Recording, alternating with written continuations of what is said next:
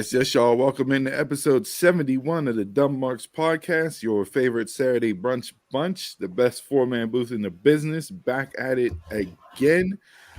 Gentlemen, it is officially Rumble Day, and we are now turning on to the road towards WrestleMania. We'll get into that in bell to bell, but first things first, before I go around the room, see how everybody's doing. Thoughts and prayers to everybody that was involved in the bridge collapse here yesterday. That was on national news. Scary situation in the city of Bridges, where literally I don't think you can drive in any one direction without crossing some type of bridge in Pittsburgh. It's literally it's rare. Mm-hmm. Yeah, it is rare. Scary situation. I had, it was close to being a different day for me and my family with things, with people being there, literally right there before or as it went down. So,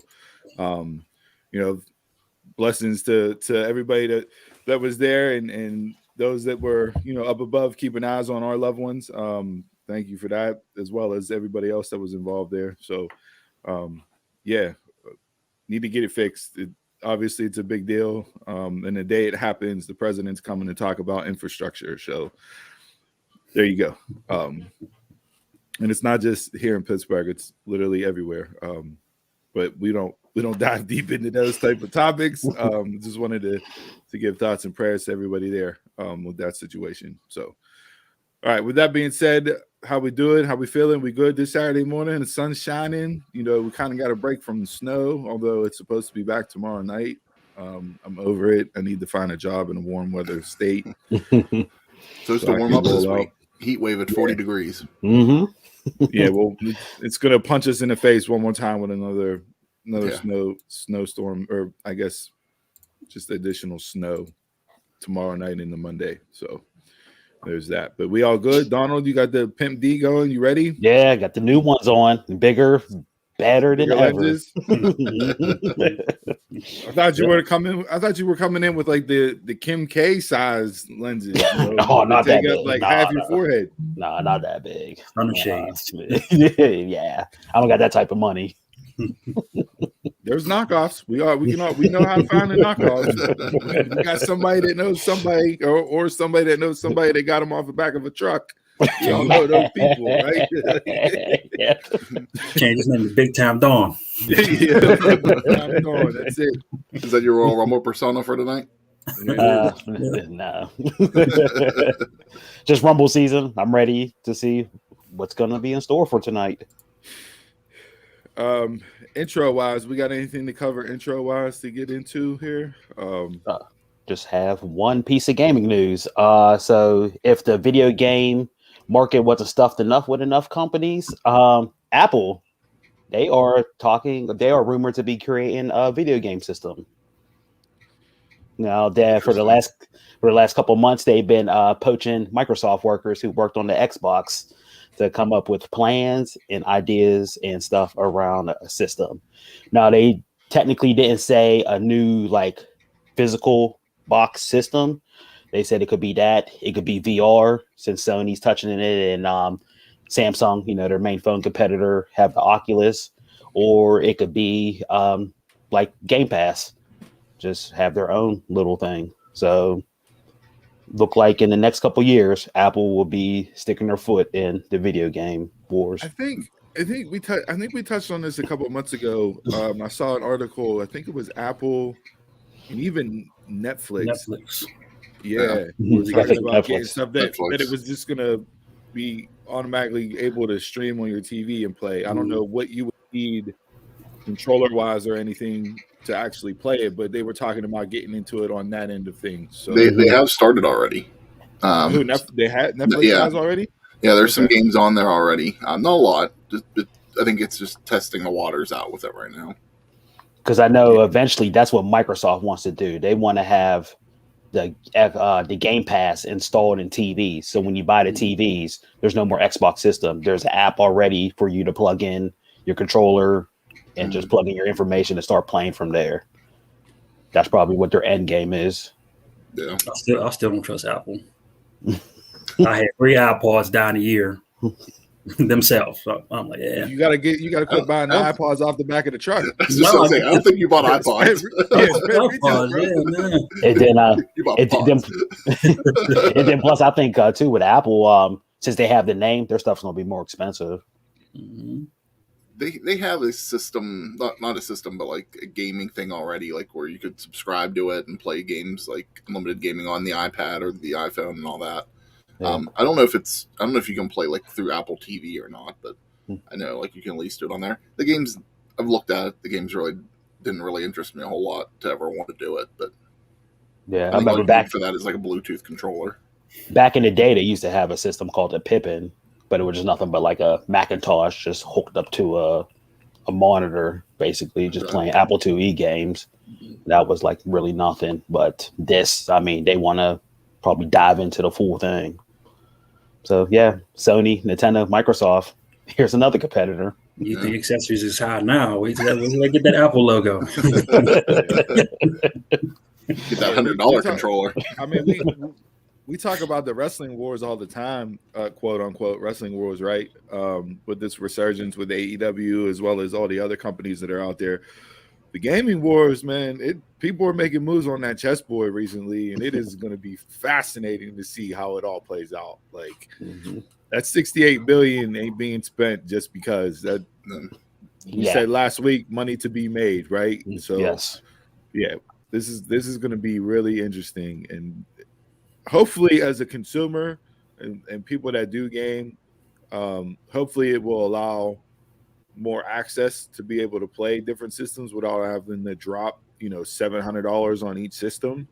Maybe you just got to spring for a $70 controller for an Xbox and one from PlayStation and, whatever else is out there. And you can sit on your couch and just stream games through streaming, which would be pretty cool. But and I have to give props to Sega because they was the first ones to do it with Sega Channel.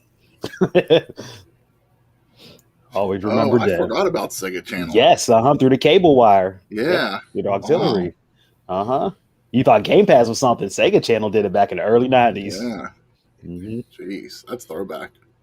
Hey, One of the good things was Echo the Dolphin and rugby. I never played it, but I remember. I check every day. Did they put a Madden on here? Did they put EA Sports on here? No, because they didn't have a contract with EA at the time. Toe Jam and Earl, Earthworm Jim. But it was fun though. The first, sometimes the first may often get forgotten, but definitely laid some type of groundwork and blueprint to have it be where we are now. Although technology has leaped 1,000 times fold since then, but from still, that, the idea was sparked at that point in time, way back in the 90s. So, all right. Anything else intro wise? I know we Smash and Trash. We don't have really a big thing for Smash and Trash. Although, I got something for today. You got something, including what Jay sent over with the big news, which we got to find those. We'll get into it. Definitely got to find those. Yeah, so let's get into it. Some snacks for Smash or Trash. We'll start off with a big one. What Jason sent over, we got Little Debbie ice cream pints. Multiple flavors are going to be coming out February 1st at Walmart. Oatmeal cream pie ice cream, cosmic brownie, zebra cakes, honey buns, strawberry shortcake rolls, Swiss rolls, and nutty bars. As you know, a fat kid at heart, this is like this is Christmas, 4th of July, Memorial Day, Labor Day. This is just every holiday rolled up into one big party, because this is amazing. Some of these are definitely trash. Some of these are definitely trash and don't need them. But that cosmic brownie, that strawberry shortcake roll, and probably the Swiss roll. Those will be top 3 on my list. You said Nutter Butter. Yeah, nutty bars. Yeah, nutty bars. I'm definitely not sure about the honey bun and the oatmeal, but I'll probably trash those two. But I'm still smash. like zebra cakes, that's my favorite snack, throughout the year from Little Debbie. But is the flavor really there for ice cream? So we'll see. We'll definitely be looking it up. For sure. Steve, this one made me think of you just because you were the first one to actually tell me about breakfast pizza. DiGiorno is coming out with a breakfast croissant crust pizza. It's an Egg Benedict inspired. Nope. See, they ruined it with Trash. Egg Benedict. Trash. Trash. Smash. I'll give it a shot. Not new, but coming back, Taco Bell has announced that the Mexican pizza is going to return to the menu some point in 2022. Trash. Smash. Trash. Mexican pizza is one of my favorites. I'm looking forward to that. Jason, you posted this one too. Smart Food, the popcorn, is coming out with a Doritos nacho cheese flavor. Smash. Really Smash. intrigued. At first, I was pissed. Like Doritos, you can't now. But they're like, throwing on some popcorn and cheese. Yeah, I'll smash that definitely. Yeah. Duncan Hines is coming out with a Dolly Parton theme of a coconut cake flavor with a buttercream icing and Trash. a banana cake with a chocolate buttercream icing. Trash. Coconut anything is trash. It's Dolly, so smash, but yeah, coconut. It's like a whole southern theme. So, kicking it back to our childhood, Dunkaroos is coming out with a new chocolate cookie and chocolate chip frosting. Trash. Smash. Told you, I found Dunkaroos a couple of weeks, maybe about 2 months ago, and it was like I was 7 years old at the lunch table again. It was amazing. And never let me down. Held up to the test of time. We'll end this one. 2 adult drinks. One, Southern Tier is coming out with an Irish cream stout. Trash. Smash. I'm all over that. Trash. That'll be. Hopefully they bring it out towards St. Patrick's Day because It looks like it's out now. So, but hopefully it'll stay around through that. But yeah, that's got to happen. And Simply Lemonade is coming out with Simply Spiked. So there's going to be a lemonade, a strawberry lemonade, blueberry lemonade, and watermelon lemonade.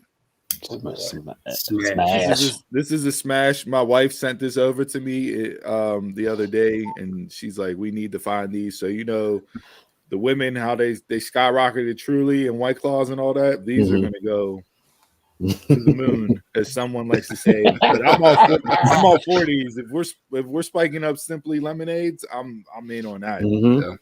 So we'll find those. We'll find those and get them on the Drink of the Week segment for review for sure. That's all I got for snacks. All right, real quick, just a couple quick hitters in entertainment stuff that I saw. Josh Brolin will reportedly return as both Thanos and Cable in the MCU, so keep an eye out for that. Cobra Kai season 5 plot, cast, and everything else is out there. If you want to look at it, some details on what's going to happen in season 5. We don't touch spoilers here on Cobra Kai. We wait and then enjoy it as it drops. So if you see those, don't share them with us because we're not going to read them. Right.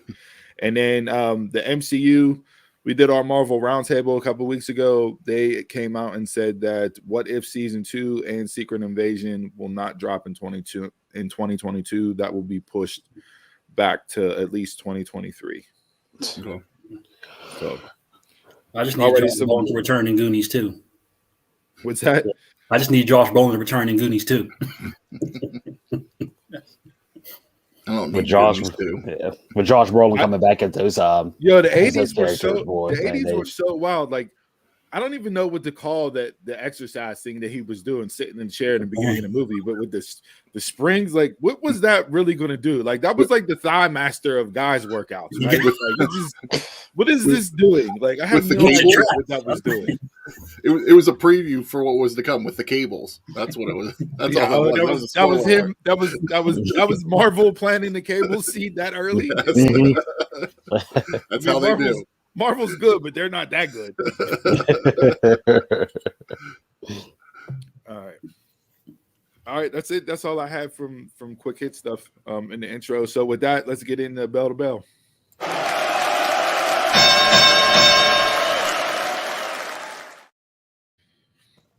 All right. As we said, today is the Royal Rumble. Tonight on Peacock, the cock, as Pat McAfee likes to say. The road to WrestleMania is off and running. We first want to give shout outs and thanks to Mars and David from the Pro Wrestling Pod for jumping on the Royal Rumble prediction show on Thursday night. Had a lot of fun with it.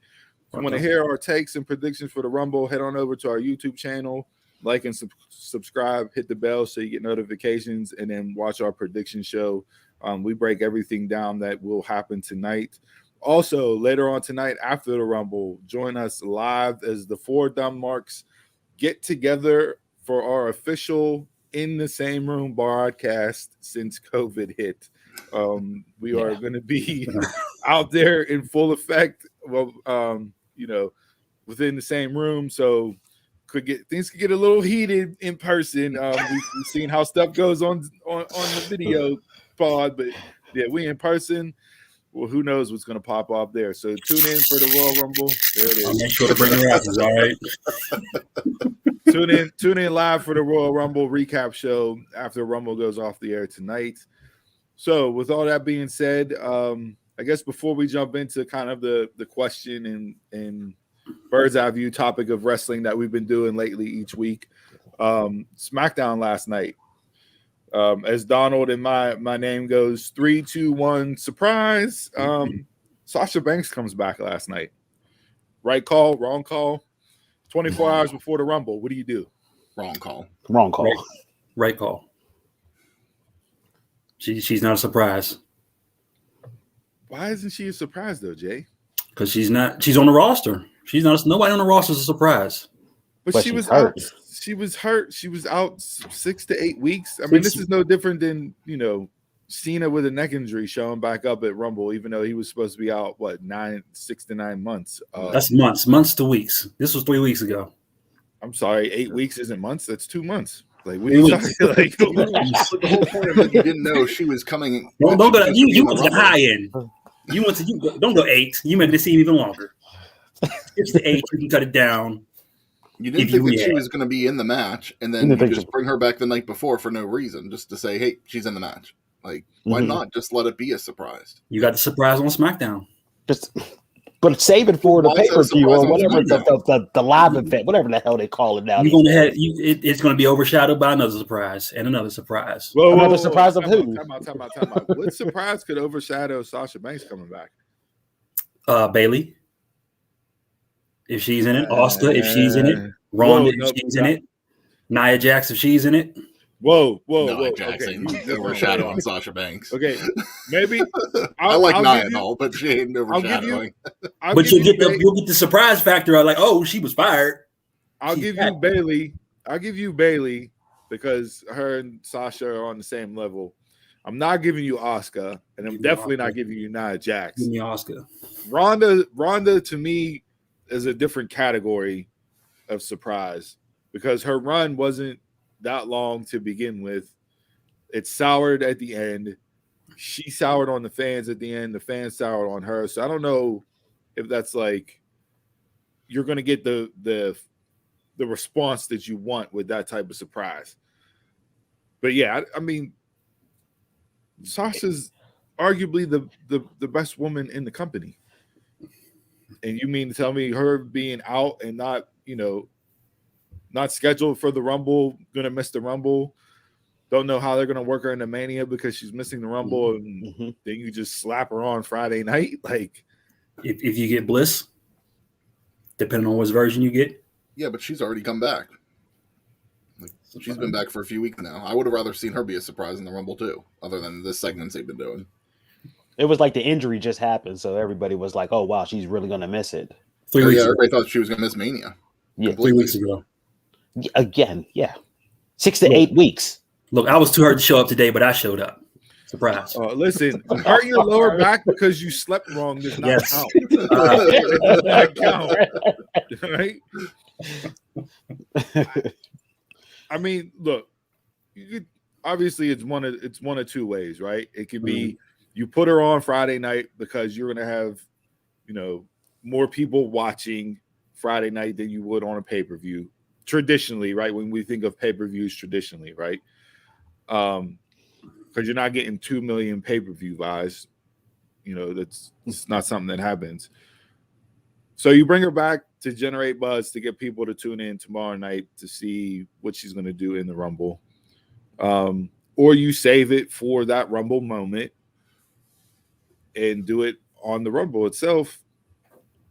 With 20 women already announced, 22 women, now I think we're up to 23 women announced. Like, your window for surprise is really narrow. Shrinking. So you better hit on a surprise, because if not, you basically just listed your entire card for the Rumble before the match even takes place.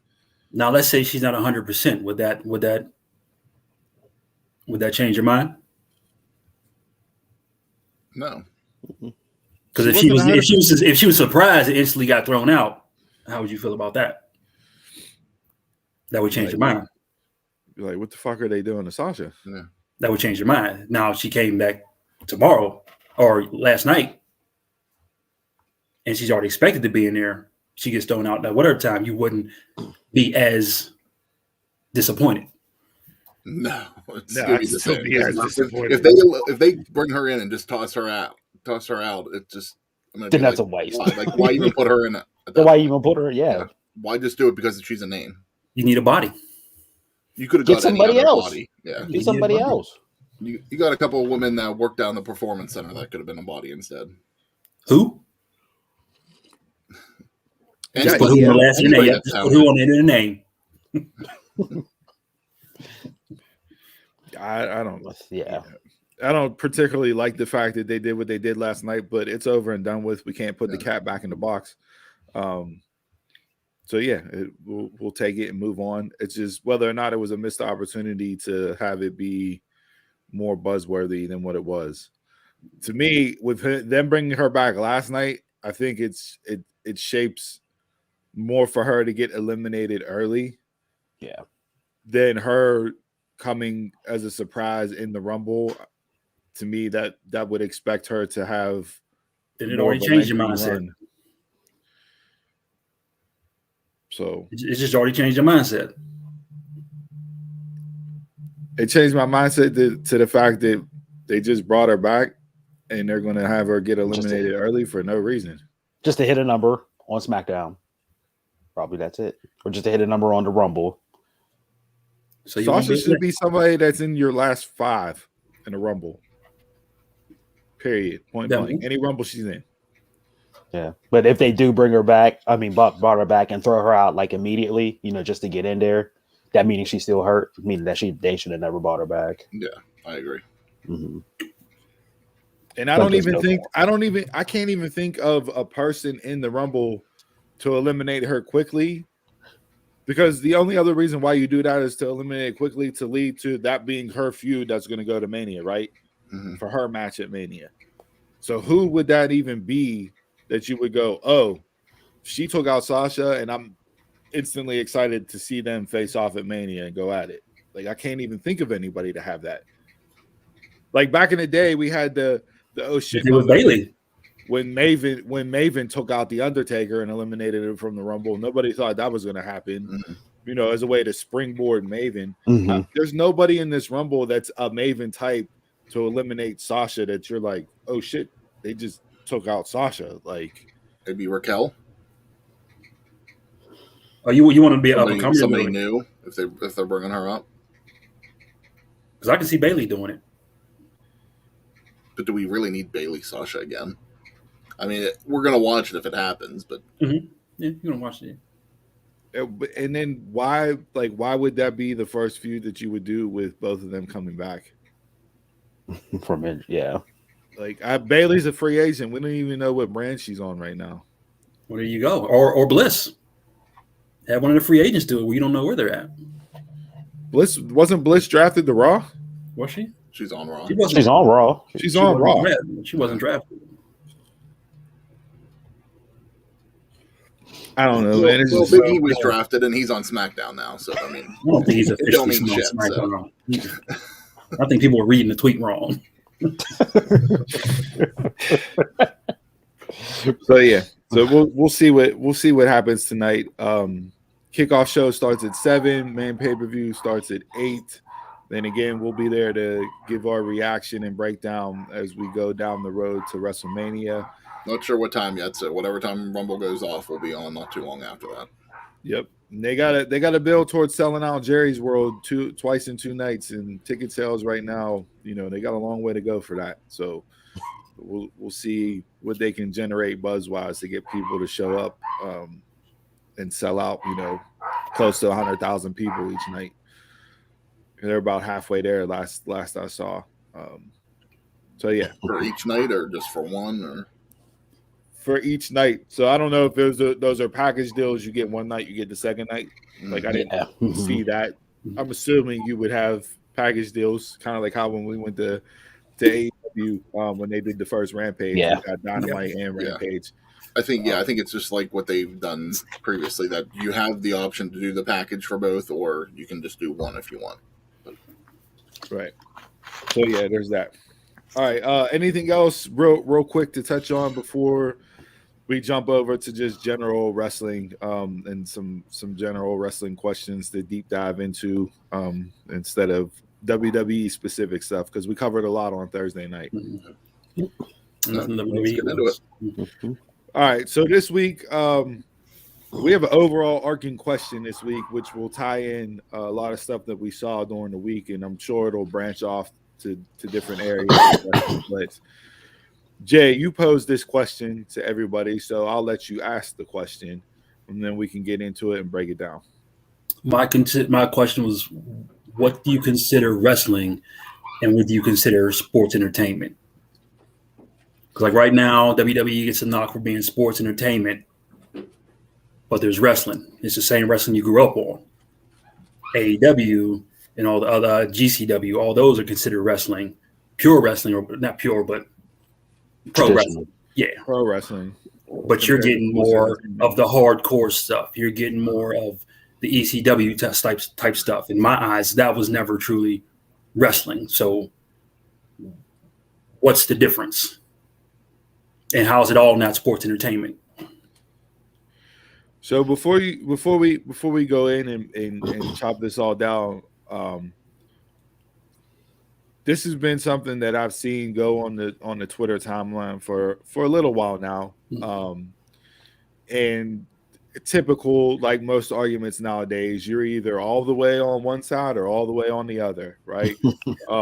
Very few are in between, and it's rare that if you try to discuss with people, just like other things, that we don't touch. That we don't touch.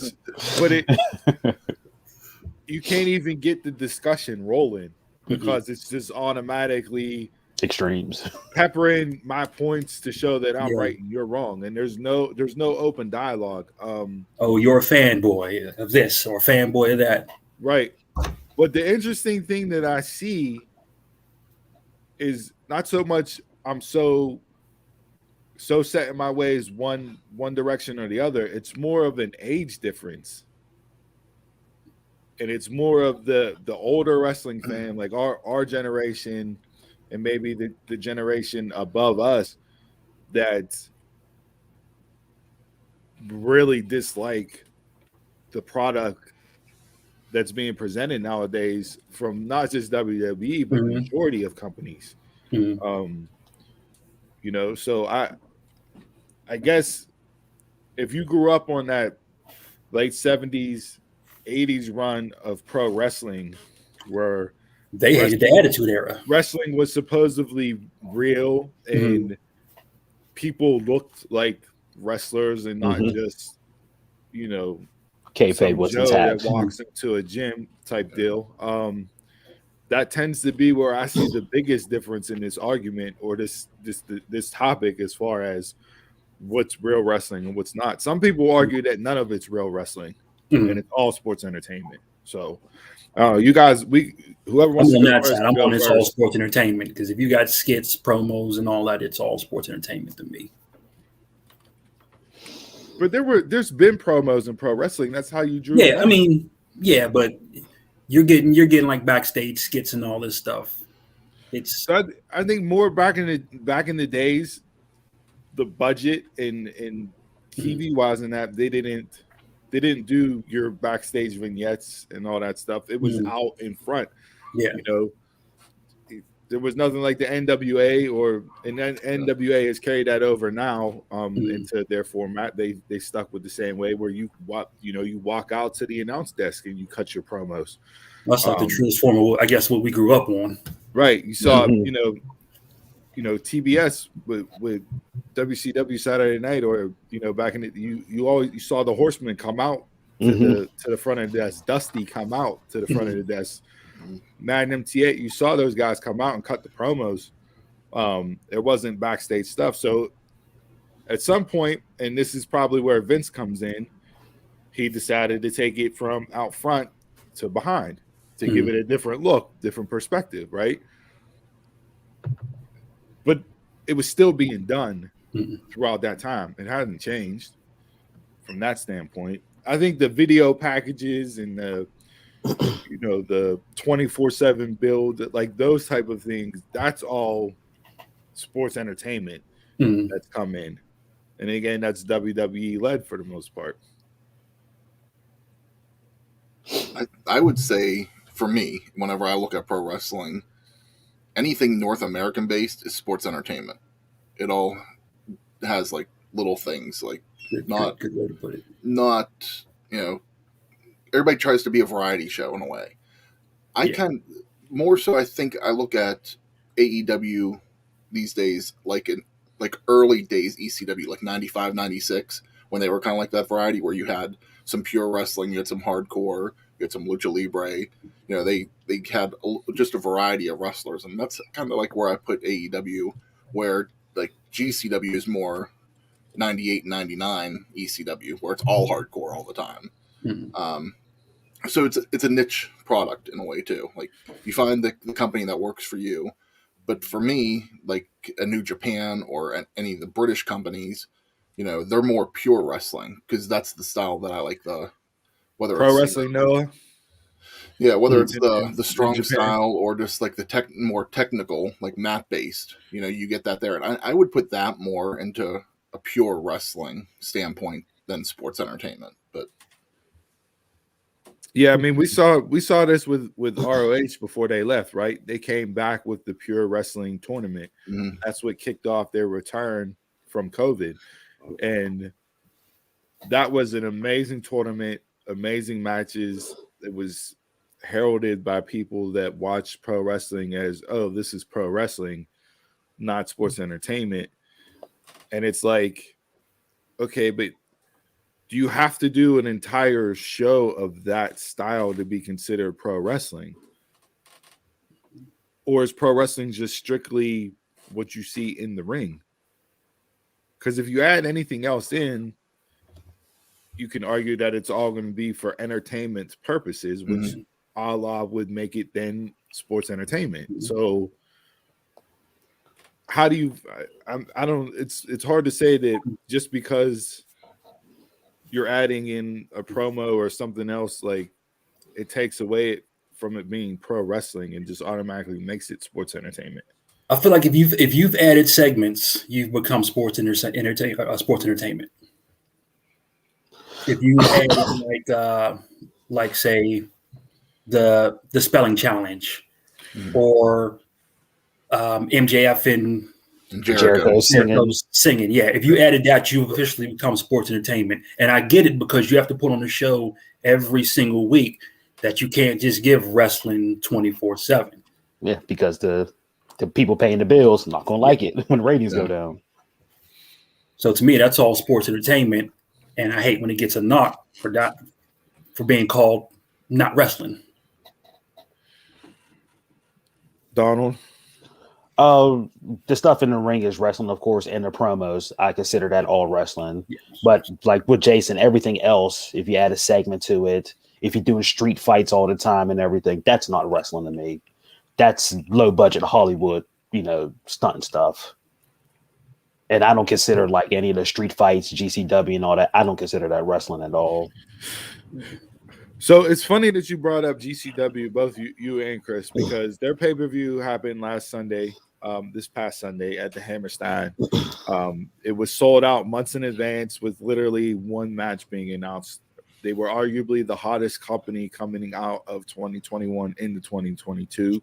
I had them pegged as going to be at the end of this year promotion of the year based off of the wave of momentum that they built up last year to carry that through this year and really rise their stock from just, a niche based market to attracting more fans. And what I saw from their pay-per-view on Sunday, as well as what diehard GCW people said about their pay-per-view, was that they got to the dance and they did exactly opposite of what got them to the dance. Mm-hmm. They added in those sports entertainment elements that you'll say, Jay. You had the fake Vince McMahon show up. You had a lot of tributes to the old ECW guys and playing off of that stuff. Granted, you're in Hammerstein. You're in New York. ECW made Hammerstein Ballroom what it was. Yeah. And by the way, whoever did the renovations in Hammerstein Ballroom, you suck. It looks terrible. It's just a gray slab. I don't know what architect and what designer came up with that. It looked terrible. Like, you could have done renovations but kept it true to its form, because what you did there is just cheeks, straight cheeks. But yeah, you had those outside the ring, and then in the ring, the big thing that got everybody talking, the spot itself, was during the 6-man. You had the double chicken wing fight where you had literally 3 people and 3 people, just like you would, for a chicken fight in a swimming pool. But instead, they're inside a wrestling ring, and the top 2 guys on the very top are punching it out, and you have 2 guys below them, and it's just that spot right there. Even though it's in the ring, to me, that's not pro wrestling. That's a sports entertainment spot to get a pop for doing the spot, and it didn't. To me, they missed the mark. And didn't stick to their guns as to what brought them to the dance. I didn't finish watching the entire show. I saw a few matches on the card, and I agree. I had seen some previous GCW stuff, and this wasn't exactly that. Like, even the stuff that Matt Cardona had previously done was more GCW style than like where his match was more like a hybrid of sports entertainment and hardcore. And I mean, you have Jeff Jarrett show up, like, yeah, that's been the past few events that he's been on. Yeah, I mean, why? Like, and not only that, like, okay, I get it. You're running a show in New York. The New York State Athletic Commission is very strict and has very stringent rules on what you can do and can't do. So the blood and guts, hardcore death matches that you're going to get from GCW, you're not going to see that at the Hammerstein Ballroom, because legally they can't do that type of match in New York. So they had to figure out and pivot to get their style of matches over without including the pizza cutters, the glass light tubes, all that stuff that we know of GCW to a point, because there is regular wrestling on GCW shows, and it's very good regular wrestling besides just the deathmatch stuff. So I don't want to peg them into just being a hardcore deathmatch company, because they have a lot of talent and have really good matches in ring work wise that aren't involved with the pizza cutters and the light tubes and the barbed wire and all that stuff. They're just like ECW had back in the day. Yeah, so it was, I mean, they faced that obstacle there to try to get it as close to being GCW without, getting fined and everything else from the New York State Athletic Commission. So they had thumbtacks, they had table spots, they used like a lot of doors and all that kind of stuff. So yeah, it's still trying to give you that hardcore element that they're known for. I just think, Jay, to circle back around to your question, what is wrestling and what is sports entertainment? And this will tie in, Chris, what you said, being about it being a North American based thing. Because WWE was the top dog for so long, and before WWE, when we had the Monday Night Wars between WCW and WWE, you saw the Jay Leno's, the Carl Malone's, Dennis Rodman's, No Limit and Master P, like you saw all that come into WCW during that run there, to where they even switched over from pro wrestling into sports entertainment. Oh, yeah. Yeah.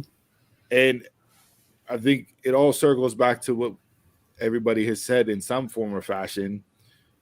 You're putting on a 2 to 3 hours television product each and every single week. And for WWE, it's 5 hours a week. For Rampage, it's 3 hours a week. You can't just go bell to bell for those 3 hours. Like it's not gonna happen. Like you have to do other things. So by definition, you're taking it away from wrestling and making it entertainment. Is that right or wrong? I don't know. Are you going to be able to go back and just have a company be strictly pro wrestling? I don't. In today's market, I don't think you can. It'd be hard pressed to do that. No. Yeah. And it's like everybody tries to copy the formula too. Back in the day, pre 80s, it was that whole kayfabe lifestyle of people. Most people thought it was legit, so it wasn't sports entertainment. They thought it was like a shoot. So it's like, when they did the sports entertainment stuff of, blood or whatever, they thought that was actually going on. And then once it became the 80s and, it became more public knowledge that, hey, this is more a work, that's whenever it kind of became sports entertainment and all the extra stuff. And everybody did it, even, WCW did it, NWA did it, but it was just different in the 80s. I mean, I think for the 90s, it was still believable to where it was real. I think that what people pinpoint to being the big death nail to kayfabe was the curtain call. Mm-hmm. Whenever you had those four individuals hug it out in the middle of the ring, and then people were like, "Oh, so they don't hate each other. This isn't, because even back in that time it was." Good guys out one side, bad guys out the other. They would even have them dress in separate sides of the arena so that people didn't see them communicate. They never went over matches. They called it in the ring. You got moves over that were finishing moves today that are done 19 times during a match. I mean, hell, Ronnie Garvin used a punch as his finisher. Big Show was the last person to do that, and that was only believable because he was 7 foot and 400 pounds. But I mean, you had a punch. Yeah, there's no punches in wrestling nowadays, right? I think that was Ivan Putski's finisher too. He just punched you in the heart, and that was the finisher. Stop your heart for 3 seconds. Or you had Kerry Von Erich with the claw, the claw, simple stuff. Yeah, now you have to do. You got to flip out the roof of the building. So yeah, I think the things along the way that even though kayfabe was blown up and the light was shown that, hey, these guys are not necessarily friends, but they it's not good versus evil, right? As we thought it was. But I think what has also hurt it from that believability factor is the pawning off of finishing moves, and to the point now where you have to do 9 different things and overcome 5 false finishes just to get a win, where it shouldn't be that way. Whether it's the super kick, whether it's the Canadian Destroyer, the DDT, the cutter has been reinvented 900 ways. Like, if DDP and Randy Orton hit a cutter, it's a finish, right? But other than that, it's a spot in a match. Mm-hmm. Whether it's Cody, whether it's Sammy, right? It doesn't matter. It's a spot in a match, right? So I think when you add all of those things in, it takes away from it being pro wrestling. Mm-hmm. Because what you would normally see doesn't happen anymore. Like, it's supposed to be based and mimic off of a fight. Well, in a fight, I'm not going to stand there and catch you. That's why I love Samoa Joe, because people would go up to the top rope and they would do some flip and he would turn and walk away and let them hit the mat. It was like, that's tremendous. Like, why isn't everybody doing that? Mm-hmm. Right? Like, If we're in a fight and I see I'm you not about gonna to do a get you. flip, Yeah, I'm gonna move out the way. Unless you're the roll up. The roll up is still the most devastating move. I'll give you that. Yes. We have so much variety, and there's so much that you can watch and you can pick and choose. I just think I see some people on the internet and they just instantly turn on everything the minute that entertainment comes into it, to where they hate every company, and then they move on to the next company and they champion that next company as being pro wrestling, and then all of a sudden they do one entertaining spot and they throw them under the bus to where they're like, I'm done. I'm not watching wrestling at all until they find the next company to get behind and champion. Like, Yeah. There's a whole lot of I don't watch this anymore, but they're in the know. but they're in the know. I find that a lot. Yeah. I mean, it's on television, right? What do we turn on TV for? To be Entertainment. And I get it. Boxing is still boxing, and mixed martial arts is still mixed martial arts, and football is still football, and NBA is still NBA. Like, those are sports. True sports, To me, right? to me, it's all entertainment because they do so much stuff these days, too. Like The 24/7 cycle. Yeah. Of being relevant. Especially when you go to events, more so, I guess, a little bit on TV, but more so when you go to events, like they do so much stuff like to entertain you throughout, like during lull periods and stuff. It's just like, to me, it's all entertainment. Oh, they need a segment. They do. They need a bear bath. They need a. You gotta get the pierogi race at the Pirate Games. You gotta get, the interviews. Yeah, but would you look at that and say that's not baseball? No. Like, You see that as part of the game. It's only in wrestling. It's only in pro wrestling and sports entertainment that people go, oh, that's not wrestling. It's sports entertainment. I hate it. I'm not watching it no more. Mm-hmm. But you'll go to a baseball game, get the pierogi race. You'll go to a basketball game and you'll get the shark toss or the cannon, or you'll get you'll get the lady at halftime. Yeah, you'll get the lady at halftime balancing 17 plates, riding on a unicycle, like, or even like in football, just the cheerleaders. No disrespect to the cheerleaders, but the cheerleaders are entertainment. Yeah, there's entertainment in every sport. It's all the only. Yes, it is. Yeah. I guess the closest thing to a real sport that you can compare to pro wrestling, as far as it being a work and people working together for entertaining the crowd's purposes, is the Harlem Globetrotters. The Harlem Globetrotters is pro wrestling. Yeah. Right? They went out there, they worked with I forget the other team that they used to Washington Generals. Yeah, where it was 1,700-0 as far as win-loss record.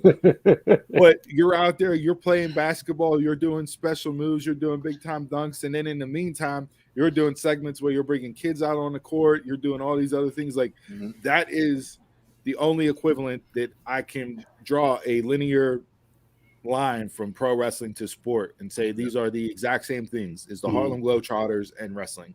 The exact same thing. I'll give you that. But people love to go into the Harlem Globetrotters, and if kids love it, older people love it. Like, it. Why? But they know that the game's not real, right? They want to be entertained, and they know they're going to be entertained while they're there. So why, like, if you can go and enjoy the Harlem Globetrotters, and you can be entertained by that, and kids think it's real, where in wrestling kids think it's real, unless your mom or dad are the ones that's, spoiling kayfabe for you as a 5-year-old. Dave frickin' won. Ultimate Warrior Hulk Hogan. You know this isn't real, right? They freaking won. So you told me this wasn't real before Santa wasn't real. Look at you. Spoiler. Where's a spoiler alert at? The ultimate entertainment. I gotta actually caught myself because you're not. I didn't have that as a kid. Like, my dad wrestled in high school, like did actual wrestling in that, and he never once ruined the product for me. Never once told me that it wasn't real. Just let me enjoy it because I enjoyed it. He watched it with me, took me to events, like didn't shit on it because it wasn't, a true double leg takedown into a banana split pin. Like, no, he let me enjoy it because he saw that I enjoyed it. So, like, hey, 30 years later, we're still here talking about it, so it didn't ruin anything for me. No. Look, to me, Kane and Undertaker are still brothers. So it's still real to me, damn it. Yeah. So back to the overall arcing question. 30 minutes later. You said we split off. Yeah, that's what it is. I mean, it is what, like, you can point to matches and segments on each show and each company and go, that's pro wrestling, right? But on the flip side of the coin, you can point to just about everything on each and every single show and go, well, that's sports entertainment. Like, I guess out of all the companies that I've seen or watched lately, I would say NWA from a North American based product would be the closest thing to true pro wrestling. MLW would be right there as a 1B. But now they're even getting into the entertaining side with with MLW Azteca and the stuff that they're doing there. That reminds me a lot of Lucha Underground, which I absolutely love because I was a huge fan of Lucha Underground. Because it was probably one of the most well-written things that there was on television at the time.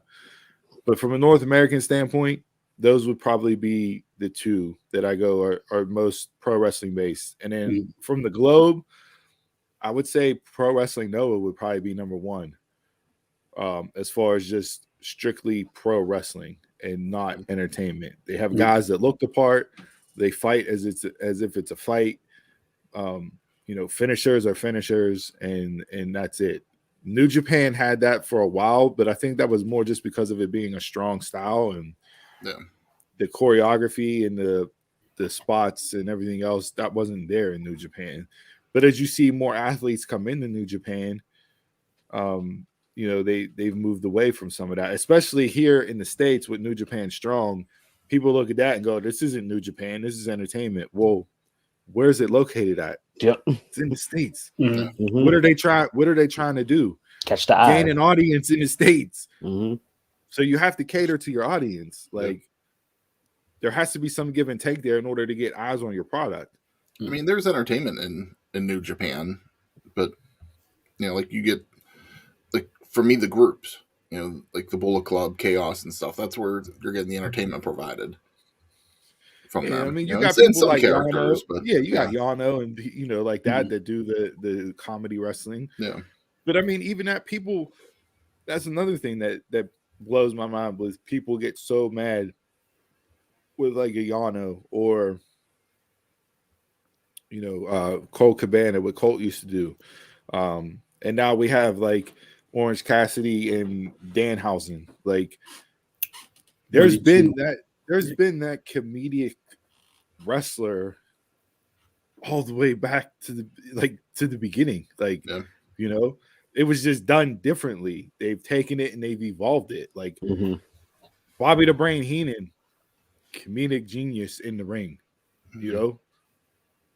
When he wrestled was great in the ring. Like, there's been those guys that have done it. It's just evolved and they've taken it and morphed it, which I think that would be, the wise thing to do. Every athlete in sport has evolved, but the sport remains the same as far as football. But if you look at football, the forward pass didn't come into whatever year it was. Like, you know what I mean? People didn't go, oh, I'm not watching football no more because they're throwing the ball forward instead of backwards to start a play. Like, what are we doing here? It's irritating that it's so hard just do it. If it all turns you off and you're an older guy and you're in our generation or above and you can't watch it at all because it doesn't reminisce what it used to be in your teens and early 20s, then stop watching it at all. Turn on Peacock. That's all you got. Yeah. And like we always say, there's a company out there that's going to suit you. It's just you got to do the research at times to find it. But there's so much out there in the world. There's something out there that you'll enjoy. Just watch the ones that you enjoy. That's for any program. If you don't like something, just turn it off. You don't have to watch it. Turn something else on. Rap isn't what rap used to be, but again, it's because it's not the way it was whenever I was enjoying rap music. It's geared to their newer audience. It's progressing. Generations are going to take it and do what they want with it. We can all be the old men sitting on the lawn yelling at kids, but at the same time, it's what they want to make it. So, yeah, I'm not going to get, even though rap now, I can still get a Nas to drop stuff and wet my palate. I can still have the Locks put stuff out. Jada, like, can still have acts that I love whenever I thought rap was rap. But I mean, even when you go back to those guys and then you take it a generation before, there were people saying, well, that's not Eric B and Rakim. That's not KRS-One. That's not Big Daddy Kane. What are they doing to rap? And it's like, well, no, it's just the next generation's coming along. And the next generation, like, hopefully in our lifetime, if we live to be 80, 90 years old, wrestling, who knows what it's going to look like come then? Are we going to shit on it and go, that's not wrestling, that's sports entertainment? Probably, because that's what people are going to be doing. Oh, yeah. Walls on our lawn. Yeah. Tune into episode 1362. And John Cena's still coming back. Yeah. So I don't know. Hit us up on social media. Let us know what you think is. What do you consider, or what is pro wrestling and what is sports entertainment? Because I think the lines between the two blur a lot more than they are separate. Yeah. If you go back and really look at things from start to finish now, like there's a lot more bleeding of the two than there is separation of the two. So, all right, good talk. Anything else we want to cover in Bell to Bell? Any other questions of discussion to go into? I had the one. Good. Oh, I had that one was like, it's been 3 years since AEW has been on TV. Do you think that the roles of the talents has been solidified? So, you know how like everybody like WWE have their jobbers and their mid-carders. Do you think AEW have that with certain talent on the roster now? It's like you're never going to see them be champ. They're just like in that spot. They're just going to stay in that spot. I'd say certain talent, but not everybody's pinpointed. Because for me, when I look at Team Taz, I just look at them as the first team that every new face or incoming legend goes through. Like they're never going to win anything. They're like the first stepping stone. I think what hurt Team Taz's rollout as far as how you view them as a faction was the injury to Ricky Starks' neck. I don't think if he doesn't get injured in the match with Hangman and he's able to go this entire time, I think Team Taz is viewed differently because that's your A1, right? You got Hookover from eating chips for a year, and Powerhouse Hobbs, I think he's going to be a star. Like the dude has the look. You talk him being outside with a fur coat on and overalls with glasses. I was like, oh, this is the vibe I need. Like this is it right here. Like I was sold on that. Like okay, yeah, I'm all for Hobbs. That's a mood right there. Absolutely. With his Frank Lucas jacket on, you know what I mean? So yeah, I think Stark's getting hurt because they didn't have that guy that was seasoned enough to carry them during the stretch, because you did the split with Cage, right? That was the whole thing with Team Taz. You did the split with Cage. That's a whole nother topic that we can get into at a different time as we see contracts run out in AEW, but they never got that blow off to end it because Starks got hurt, and that was it. Like, so you had however long it's been for Ricky, I want to say almost a year, right? Where you didn't have anybody to put out there consistently that was seasoned enough to carry the group to make them raise up in how you see them. Mhm. To me, the HFO was way worse than Team Taz. No, Oh yeah, that should have been a stable. That shouldn't even never made it. that shouldn't even be evolving. That should just be done. I will say with this question, to me, looking at AEW so far to this point has been written in a way and booked in a way to where if you want to get somebody hot to move them up the card, you can. Like, I don't see too many Dolph Zigglers and Robert Roods Mhm. that are just, we know what you are, we know what you're going to give us, and that's it. Like, to me, there's more people that can move up or down depending on what stories you want to tell and what roles you want to do. If people get hurt, whatever the case may be, there's more room for movement. It's not as set in stone. Mhm. Whereas WWE, looking at a guy and it's like, all right, you're here no matter what you do. Finn Balor, he's here no matter what he does on the main roster. Shinsuke, he's at a certain level no matter what he does. Hell, look at Cesaro. For how long has Cesaro been there? 12 years? Mhm. Mhm. And he just recently got a, one match push Yeah. after he re-signed. And it's like Cesaro's a guy that you could have in your main event picture consistently or when you need him because of injuries and everything else. So I think with AEW, you still have that ability to move up and down the card. I think a guy that's definitely in position, and I think you even brought this up the other day, Dom, is Sean Spears. I think whenever it first started, he was in that feud with Cody. I thought there was definitely potential for him, and they've just kept him in that spot since then. Mhm. And for him, like I don't ever see. Maybe he'll get some gold at some point, but I don't see a lot of gold in his future. Mhm. I see like he's where he's at. But you gotta look at Spears age-wise too. Yeah. Like, Mhm. you know what I mean? So like, I don't know what was promised to him with him coming into AEW. I like the role that he's in. I like where he's at with the Pinnacle. I like, the story that they're telling right now because it can go different ways, especially when Wardlow has his turn. Mhm. But yeah, did he deserve to lose the Punk in 5 seconds? No, I would have liked to have seen a match, which is where you look at that and go, okay, yeah, you're just going to be this, Mhm. right? That's it. You're just going to be this. But no, I think they do a good job of being able to move people up and down the card. And I don't know if that's because the quote unquote rankings allow you to do that.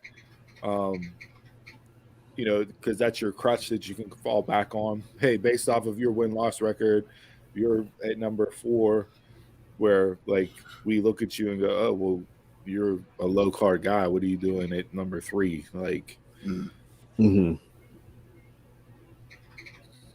And especially now when you brought up the point, Steve, of contracts are expiring and they're just letting them expire. They're instead of moving them on. I think that's going to help kind of refresh some Yeah. spots on the roster too. Mhm. Especially in the men's side because it was too bloated. Yeah. Very, very Absolutely. bloated. Jay, you got any thoughts on this? Because this just made me. This just prompted another question in my mind, and we won't spend a lot of time on it.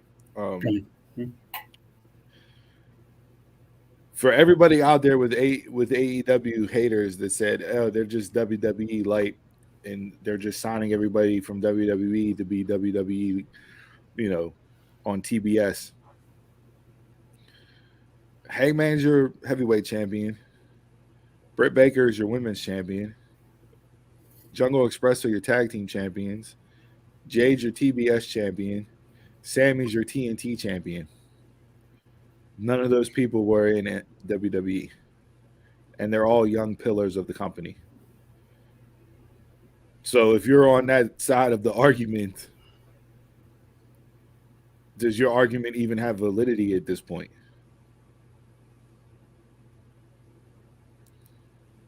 Because everybody immediately thought, oh, you're bringing Brian in, he's getting the belt.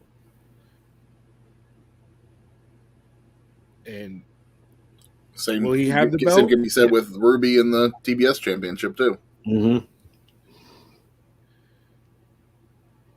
And those are all young talent. Mm-hmm. See, I think AEW did a great thing early on, right? You had Jericho, then you had Mox, which elevated the brand and the title because it was a name. And even though Mox comes from WWE, I don't consider Mox a WWE guy. Like, to me, he's outside that box. I don't look at him and go Dean Ambrose. I look at him and go John Moxley, like before WWE. He's always Dean Ambrose. And then you had Omega. So you have three big names carry your heavyweight title. And now you put it on one of your young studs. And for all the talk of 4 pillars of AEW, Heyman got left out of that conversation. Mm-hmm. To run with it and carry it now, which Even to though me he's was been great. built around since day one. Right. So, like, you're building and you're pushing your homegrown talent. Yeah, you're bringing in people, and yes, you're signing in people from other companies, and the big names are always going to be the ones that come from WWE because they're WWE names. But like, it's not TNA back in the day when you had Angle, Booker T, all those guys be your champions automatically as soon as they walked in the door. Yeah. And be the top stars for X amount of time. Right. Forever. Forever. So yeah, do you like right now you don't have an argument to stand on because where's your, if it's WWE light, you would expect all WWE talent to be premiered, pushed, and on top. Yeah. I mean, you're still on top, but they're just not champions. I've never viewed AEW as WWE light. They haven't given me that yet. TNA at some point, yes, they were WWE light. Yeah. But I think they were trying to follow too closely the formula and tried to copy too much at times, instead of being their own company. But yeah, right now, no, I would never describe AEW as WWE light. No. Mm-hmm. Never thought of it that way. Mm-hmm. All right. Well, let's wrap up Bell to Bell. I'm thirsty. Time to drink a beer. Don't forget, tune in live. Subscribe to the YouTube channel so you get the notification, letting you know we're going live for the Pro Royal Rumble recap show as we kick off the official road to WrestleMania. Chug, chug, chug, chug, chug. All right, this week's drink of the week is Jay's selection. We have Platform Beer Company. We've done them before on the show, but this is a strawberry cheesecake.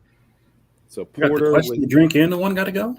Well, damn. With a port. That's how we've been doing the show for months now. Well, not the question, but it's a porter. It's a surprisingly, this is a dark beer.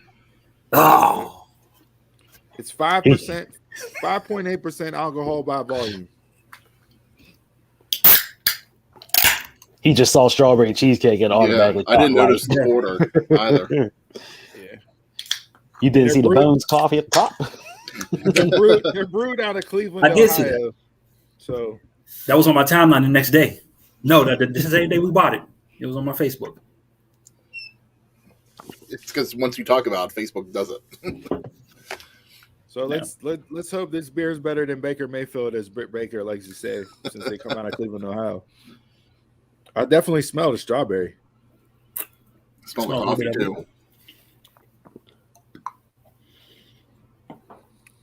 Damn it! I'm not getting cheesecake so much. No, I'm getting the smoothness. it's a weird pairing. It's a really weird pairing. I'm getting more of almost like a chocolate covered strawberry. Yes.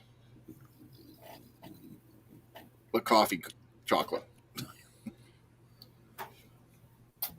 Yeah. For like a bad. For like a one-off for something different, like if you were at like a beer swap and everybody brings like a 6-pack of beer and you go around, you get little samples of everything, and then at the end of the day you can take whatever you like home with you. which are tremendous, by the way. We have to do one of those. My cousin did one. It was phenomenal. I wouldn't mind this being like a selection that's brought to the dance there. You know, something different, something outside the box. People can try that you wouldn't necessarily think of picking up when you're on your own looking for beer.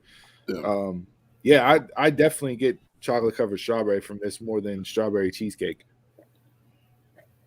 Yeah, I don't get cheesecake at all. I get the strawberry. I get the coffee. And the pairing of that too. Yeah, I agree. It's more of a chocolate covered strawberry, but it's not bad. It's just coffee, cheesecake, and strawberry. Like it's a different pairing. Like nothing that I mean that's my ideal breakfast. So, you got coffee and cheesecake. Got your caffeine, got your fruit, and got your sugars and carbs. Right. It's a food pyramid right there in a glass. Yeah, it's not bad, just different. I mean, I think I'll give it a solid 3. Donald? It's difficult because I don't like the coffee part at all, but the strawberry part makes it, doable. I'm just have to put it in the middle as a 3 because I can keep drinking it, but it's coffee, which is weird. That's like good and evil combining for one. Jay? I'm kind of feeling like how you feeling. There's something I like about it, but I just hate it. like the final taste going down, I hate, but everything going when it first hits your lips. Hits your lips. It's good, but then you get the porter taste. I'm like, It's weird. It is.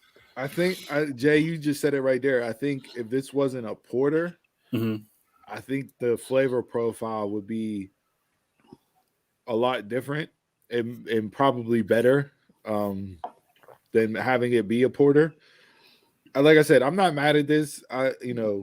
Would I buy a case of it for me to have at the house to drink? Probably not. But as as a one-off, as a let me try this. Wherever for something different. If I'm feeling froggy one Friday night, yeah, I would grab this again. So I would probably stick around the 3, 2.75, 3 range. It definitely is. It's definitely two different flavor palette or 2 different flavor profiles between the sip and afterwards. Yeah, we're getting something together. Something totally different. Yeah, Jason, you didn't say. Would you have another or no? I said yeah, no. I said no. Okay. It's weird. I might have to check out Bones Coffee Company, see what they got since I am a coffee drinker. Yeah, all right, cool. Well, that is the Platform Beer Company Strawberry Cheesecake. If you see it out and about, grab it, hit us up on social media, let us know what you think. And as to every single week, what we do, raise your bottles, cans, brown paper bags, red Solo cups, blue Solo cups, shot glasses, and anything else that you're cheersing with this week, and to good ships and wood ships and ships to sail the seas. The best ships are friendships, and friends will always be.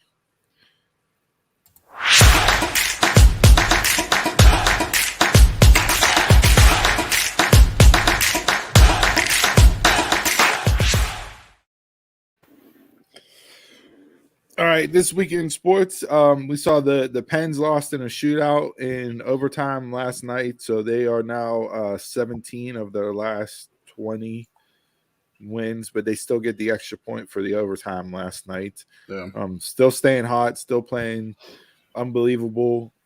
They re-signed Jeff Carter, which coming into the season, you didn't think that they would re-sign anybody because we all thought this was going to be a rebuilding year for them. Jari made a freaking save last night that was just unbelievable. I don't know how I did it. I still don't know how I did it. They slow-moed it 9,000 times on SportsCenter, and it just still baffles my mind how he made that save last night. I think it's like a 3-minute clip of them just highlighting the saves. It was unbelievable. One of the best saves I've seen recently. So yeah, we'll see if they keep hot. They got the All-Star or the Olympic break coming up, which will be good. And the All-Star break, and then hopefully have a strong stretch run and get into the playoffs and we'll see what they can do from there. Crosby's at 497, so inching closer and closer to that 500.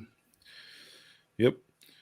So there's that. NFL wise, we are upon championship weekend. The AFC and NFC matchups were set after probably the greatest weekend of football I've ever seen in my entire life. That is why football gets 55 million viewers to tune in for a game. Unbelievable. Every game ended in a walk-off. Three by kick, one by touchdown pass, and just completely insane madness. I was watching the sports show and it was going in order, and it was like, this was the best game of the week until the next game, and then they did the next game, like this was the best game of the week until they did the next game. Yeah, unbelievable. Straight in order. And that's why football's number one in the country. Mm-hmm. Surprises, upsets, the whole 9 yards. You got it all last weekend as a football fan. You can't be mad at it, especially with somebody that doesn't have a horse in the race no more. I'm just looking for entertaining games, and I was highly entertained by everything I watched last weekend. Entertainment. They gave you what we feel like every week as Steeler fans. Heart attack ball. Yeah, it's heart attack ball every single week. Absolutely. So championship games are set. We both are rematches from games in the regular season. Cincinnati beat the Chiefs earlier in the year. Well, late in the year. They played later on in the year. And then the Rams and Niners will go at it for the third time. We'll see what happens here. My Super Bowl's still alive. Mine's dead in the water. I'm out. Even my change up a pick was out. It is a shame that Josh Allen threw 9 touchdown passes with no interceptions in the playoffs, and he got sent home. But that is going to be the case. As Steeler fans, the AFC is scary, especially when you look at it through the lens of now having Mason Rudolph or Dwayne Haskins as your signal caller. When you got Josh Allen, Mahomes, Burrow, Herbert, not looking good. Lamar when he's on. Yeah, we need to get a guy, and we need to get a guy soon. So, yeah. And with that, we all saw Ben Roethlisberger made his official announcement into retirement this week. Hard to argue that he's not a first ballot Hall of Famer. Has literally every single Steeler record out there that you can think of from the quarterback position. Going to be hard to beat numbers wise. He'll carry those records for a long time. So, yeah, with that being said, any final thoughts on Big Ben as the quarterback as the Steelers and what you would like to see? We'll get into major draft talk closer to the draft, but just initially, what are your thoughts on what you'd like to see them do moving forward to get the team moving in the right direction? For me, I will say focus on your offensive line and defensive lines and get those better. Quarterback would be the last thing. Just let Mason and Haskins do their thing this year. This year's going to be a wash anyway, so soup up your lines. You have to. Both of them. Jay? I started a video last night, and it was like Ben Roethlisberger's highlights or his best plays. And I was watching for like 4 minutes, and it was still in 2004. And I checked the time, and it was a 28-minute video. I was like, I got to save this and put this off for later. I can't watch 28 minutes of straight highlights. And and when you see it, it's just like, damn, I missed this. I think Mason is serviceable for now. They have a defense that can keep him in the game, and you let Mason fly, get a better offensive coordinator, maybe, or call better plays. So Canada, Art Rooney II came out and said Matt Canada will be back next year. I'm okay with having him come back simply for the fact that his offense was not – it's not what was to be expected, and I think that's all because of the quarterback. I would not have brought Ben back, although reports and rumors came out that they offered Ben the 1 year pay cut to come back down to $14 million because they didn't think he would accept it. He accepted it, so he called their bluff and said, "Yeah, I'll come back one more time, take the 14 million and have it and have it go." But yeah, they got a lot of work to do, a lot of holes to fill. Mm-hmm. You have your stalwart in Najee. You see what these teams that can run the ball do. Tennessee was successful, although Tannehill killed them in the playoff game. Your first pass of the game was an interception. The pass before halftime was an interception. The pass to end the game was an interception. That's not a stat line that you want to have as a quarterback. So, but you see what San Fran does with the run game with Jimmy Yes. G. You see what Debo. Debo running the rock. The Rams, to an extent, they look better running the ball with Cam Akers back there. If he holds on to it. You know what their front four does with Von Miller, Aaron Donald, Leonard Floyd. Like, they get after it. The Niners D line gets after it. Football's won in the trenches. Yes, it is.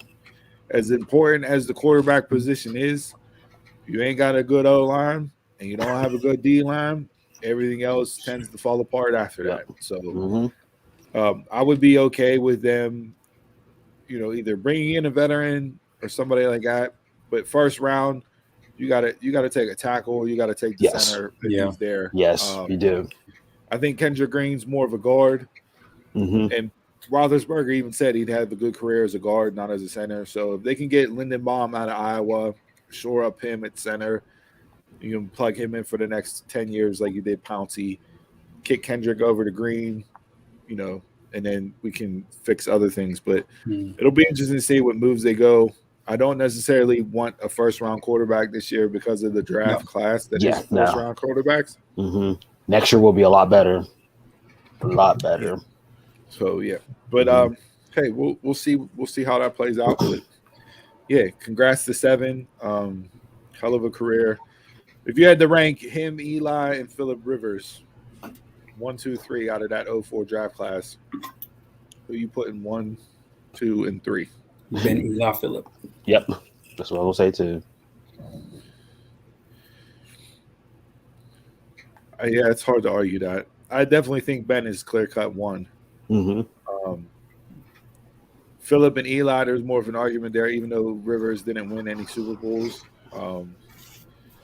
It's hard to argue there.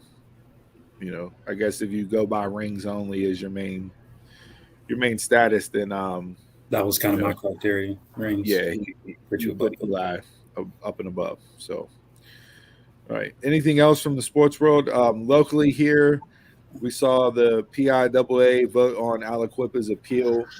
They wanted, for competitive balance reasons, they wanted to bump a 1A school based off of enrollment size to make them play in 5A because they've won 12 appeal titles in a row and how many state titles in that run. They won their appeal. They're not going to have to play up. They're going to stay in 4A, and I hope they go into this season and pound the shit out of everybody like they've been doing.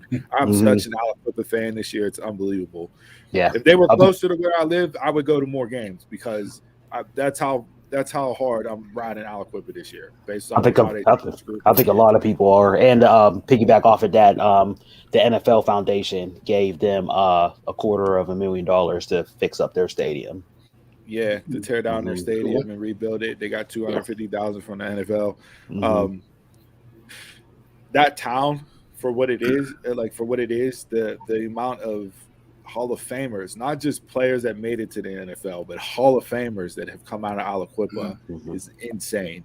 If you don't know, go Google Aliquippa football players and you'll see the list. It is a literal pipeline to the NFL. I mean, it really is. And we're talking decades worth of pipeline, not just recently, not just in the past. We're talking consistent pipeline to the league. So I know they ride with that team. It definitely is a community that's based around that team. They get behind those kids, and I'm all for that. So yeah, if you're not an Aliquippa fan this year, get behind them. They deserve it. And I hope they continue to have all the success that they've had. So, anything else from the world of sports? Dawn, I know you're a baseball Hall of Fame guy, and we don't got to spend a whole lot of time on No, it. we're not But going to spend the whole time. This is baseball having its cake and eating it too with this bullshit. Yeah, so if you guys know, on Tuesday, David Ortiz was the only player inducted into the Hall of Fame, and he's first ballot Hall of Famer. And the likes of Sammy Sosa, Barry Bonds, Kurt Schilling, and Roger Clemens was on there last year and didn't make the threshold. So they are off the ballot now. So they go into the Veterans Committee. And, Sosa, Barry Lamar. And that's another tag. Sosa, out of those four names, Sosa's the only guy that I would immediately put Ortiz over. Yes. I would too. As far as being, Hall of Fame worthy. How like Sosa's being in so much disrespect online. Like he's been getting left out of all the conversations. I'm like, how? Yeah, if you look at Ortiz's numbers and what he did and the clutch playoff guys and everything else, like for me, if I'm voting and it's between Sammy Sosa and David Ortiz, I'm putting David Ortiz in the Hall of Fame above Sammy Sosa. I will too. Every time. I was hands down. I would too. Yeah, but there's so much controversy about Ortiz. He got popped for a steroid test in 2003, and the commissioner was like, that was leaked. That wasn't supposed to come out, so just put on the blinders, and that never happened. I mean, it's just like anything else. Your eyes can't unsee, what you saw. I mean, he was the only one so far that got popped with a test, and he made the Hall of Fame. While everybody else still during that time, because they were still playing, they all got tested the same, and none of them tested positive. So that's A-Rod was on the ballot for the first time this year, and he only got 34% of the vote. Mm-hmm. And to me, Alex Rodriguez is more of a Hall of Fame player than David Ortiz.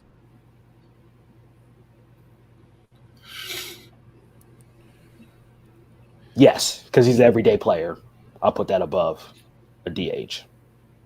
No matter what the DH did in the playoffs, I'll put an everyday player above that. Yeah, Ortiz's greatness gets expounded tenfold because of how he delivered in clutch situations in the playoffs. Mm-hmm.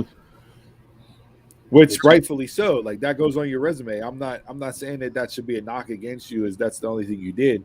But like again, I would pick A-Rod over Ortiz as a Hall of Fame player. So they did that in the past too, because I'm sorry, it's not Pittsburgh Pirate hate or anything, but Bill Mazeroski hit a home run in the World Series, and he's in the Hall of Fame just because of that one hit. Sound like a hater to me. One hit. I mean, he was an average player, and he got one hit, and he's in the Hall of Fame. And still gets celebrated every year. Yes. I mean, can I go to the NBA, hit one foul shot, and I'm in the Hall of Fame? Well, no, a home run to walk-off win in the World Series is way different than hitting a foul shot. A foul shot in Game 7 with .01 on the clock.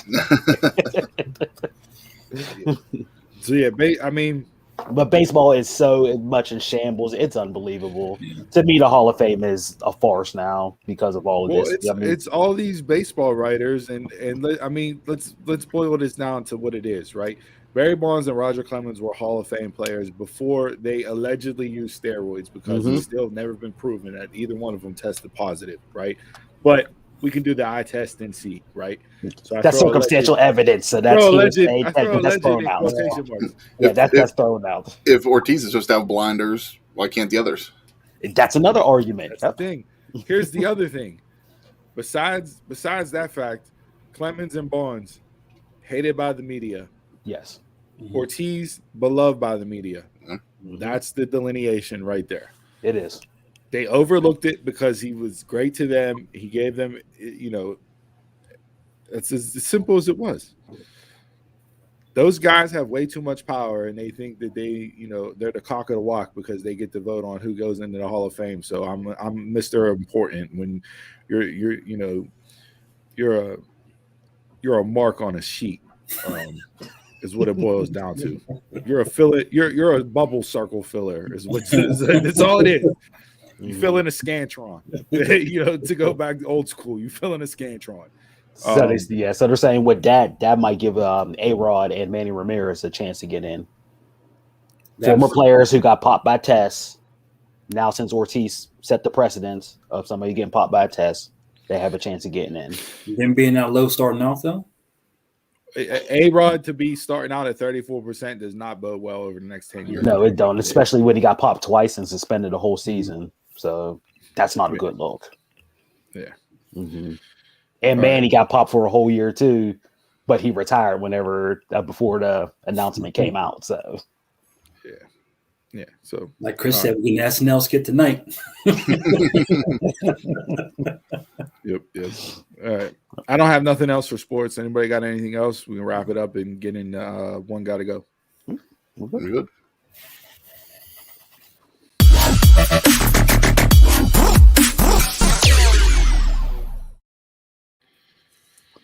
All right, Jay, your turn this week. One gotta go. I know you've come off quite a losing streak here over the last couple of weeks. So before you set up your question, what you mean?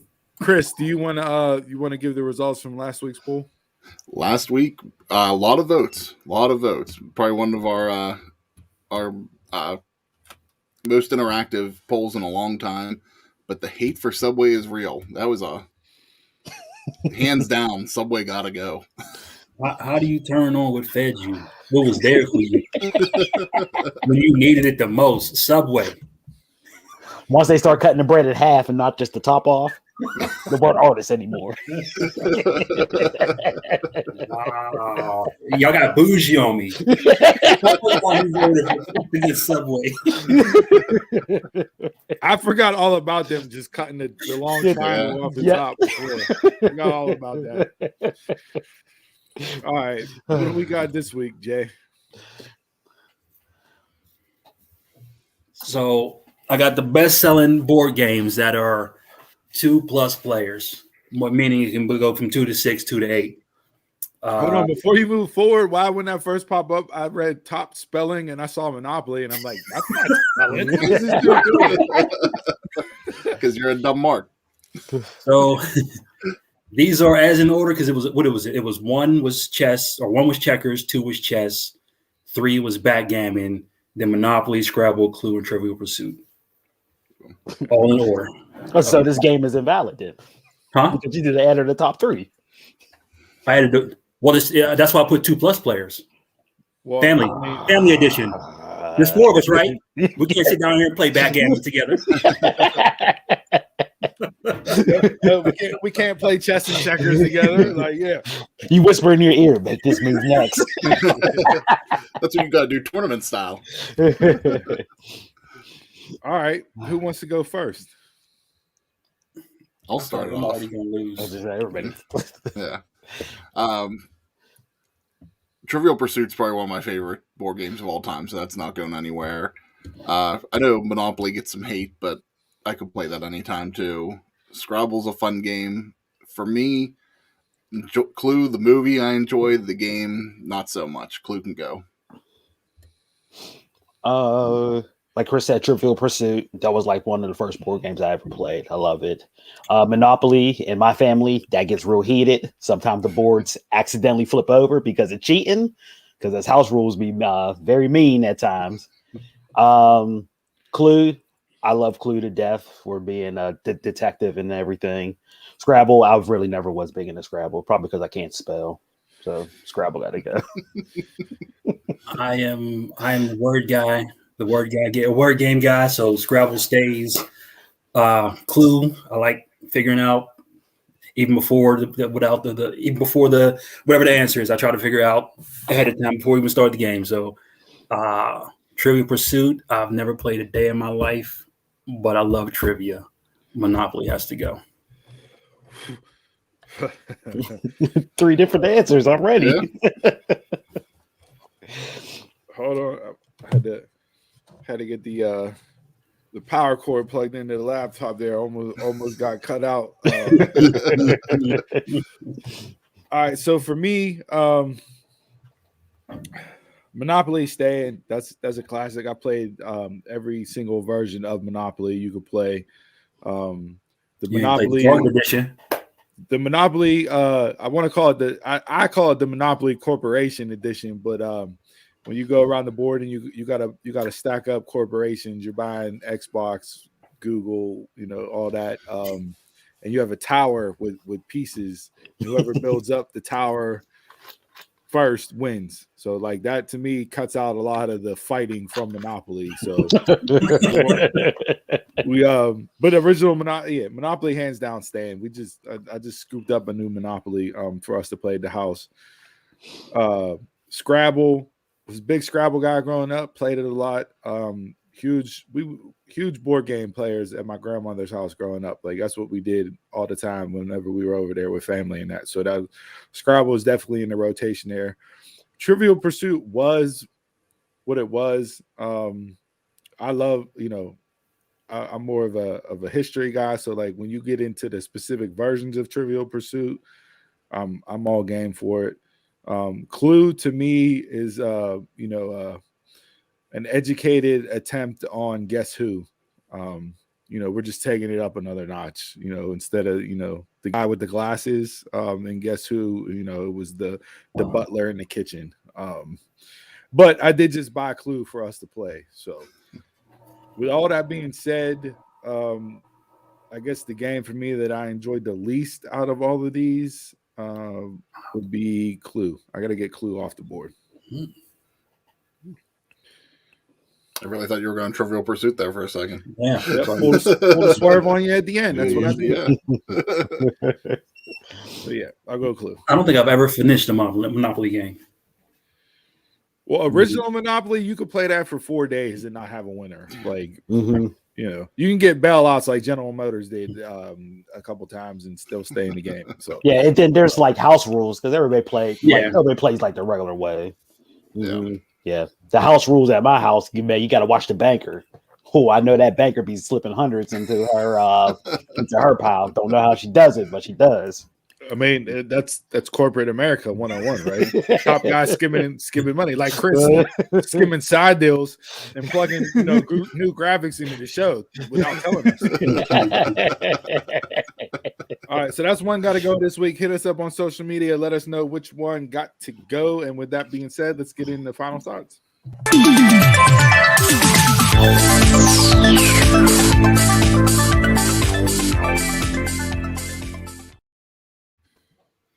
All right, guys, thanks for tuning in to episode 71. Before we send things home, make sure you subscribe to our YouTube channel and hit the bell so you get notifications when we go live. Like and follow us on Facebook, Instagram, and Twitter at DumbMarksPod. And don't forget our audio-only edition of the show is available on demand on all your favorite podcast platforms. Support the show by telling a friend about us and purchasing our official merch at prowrestlingtees.com/DumbMarksPod. Just wanted to give a shout out again to David from the Pro Wrestling Podcast and Mars from Down in the Den for joining us for our Royal Rumble predictions. You can watch or listen to that on demand anytime. Visit dumbmarkspod.com for all the links. And also, Steve and I did an episode of Down in the Den with Mars and Sophia from Vocal Minds with Sophia this past week. That's going to premiere tonight at 5 p.m. on Down in the Den's YouTube channel. So we'll post the links on all our social media pages for that and give that a watch before the Royal Rumble tonight. Sir, final thoughts from anybody? I got a couple quick hitters we can run through here before we get into quote of the week to end the show. I'm good. Just ready for Rumble and just ready for some in-person interaction. That's it. Right. Some food. Yep. Couple quick hit things. Cole Carter from IWC here in Pittsburgh had his last match in IWC. He's on his way to the Performance Center in WWE and NXT. So best of luck to him. I think he has a chance to really do something down there and be a guy for them. So good luck to him moving down there. He had some matches down in AEW, so he's at least got some tryouts with some different areas, so that's good. Yep. UFC 270 last weekend, Francis Ngannou, Figueiredo, and Moreno. Really good card, really good pay-per-view, good matches. The total combined payout for every fighter on UFC 270 was $1.8 million. Compare that to Tyson Fury made $30 million in his third fight against Wilder. Wilder made $20 million. Jeez. So Fury and Wilder alone was 25 times more than the UFC fighters combined. Jeez. No wonder why Tyron Woodley's taking dives to Jake Paul. If you don't know about that, go look that up. Yeah. Because, he came out and said, hell yeah, I took a dive. And I probably would have did the same thing for the amount of money he got paid. Let's see here. One thing that I wanted to bring up, this is more Steelers and sports related, but January 27th, which was 2 days ago, the day Roethlisberger announced his retirement, the connections are kind of eerie when it comes to the Steelers and that date in history. So 1901, Art Rooney, the Chief, was born. 1969, Chuck Noll was hired as the Steelers head coach. 1970, Terry Bradshaw was drafted by the Steelers. And then Thursday, 2022, Ben Roethlisberger announces his retirement. So January 27th, in the day of Pittsburgh Steelers football history, is a very significant day. Beginning, ending. Let's see here. I don't think I have anything else here. To all you NFL players, NBA players, any major league sport that's taking your paycheck in full of Bitcoin, word of caution out there to you. Odell Beckham signed $750,000 contract with the Rams, took it all in Bitcoin. At the time, Bitcoin was worth $64,293. As of 5 days ago, it was worth $35,400, meaning the deal was really worth $412,000. When you add in, Odell will be taxed on the full $750,000. Federal and California state tax is 50%. That means Odell only made $35,703 for his deal with the Rams. Can you pay those taxes in Bitcoin? No, you cannot. No, you cannot. No, you can't. The government don't want that. Absolutely. The government keeps talking about doing their own like digital currency, but of course they are. Yeah. Why you got to get in everything. You got to get in the game. It's everything. Just like the NFTs for video games. Yeah. Yeah, so just be a little cautious there if you do decide to take your whole check in Bitcoin. So, all right. Anybody got anything else before we wrap up here with quote of the week? I'm good. Good. All right. So the quote of the week this week, with it being championship weekend and having one of the greatest games in NFL history being played between the Chiefs and the Bills, this quote comes from Andy Reid. They asked him, what did he say to Patrick Mahomes whenever they were, down with 13 seconds left on the clock? And Andy Reid said, "When it's grim, be the Grim Reaper." So when things are grim, go out there, be the Grim Reaper, attack the day, seize the day. And with that, thanks for tuning in to episode 71. I'm a Mark, you're a Mark, Telemark. And about a little less than 12 hours from now, y'all can catch us live again. So with that, see you later.